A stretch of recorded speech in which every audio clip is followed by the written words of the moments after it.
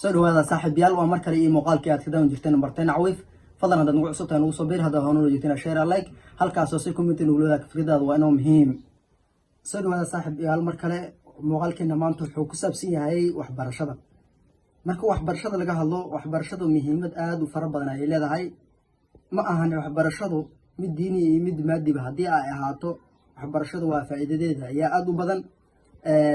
haddii la yiraahdo hadda maadiga camal ka soo qaad waxay dhahaan anagu waxbaan bartay jaamacad ka soo qoldibiyay waxaas kulliyada saan bartay saas ay tahay kuma shaqeyso waxbarashada koow ogsanow adiga ay ku tahay faa'iidada koowaad ay faa'iidada ku tahay oo nafsadaada ay saameyn u geysanaysaa nin lagu magacaabo Aristotle aqoonyahana ayaa la weydiiyey waa maxay farqiga u dhaxeeya ninka wax bartay iyo ninka aan wax baranin markaasoo ayuu yiri siday u kala duwan yihiin ninka wax bartay iyo ninka aan wax baranin waa sidii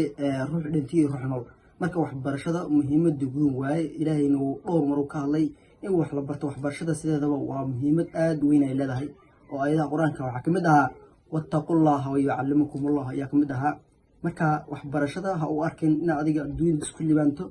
oo arag inay noloshaada faacayso kadibna aakhiradaadana ku wanaajin doonto marka muuqaalkeena intaan ku ogahay intana daawata iyo intan ku xiran intana daawata fara badan ugu soo biir hadda nagu cusub tahay alaykum waraxmatullaahi tacaala wa barakaatuh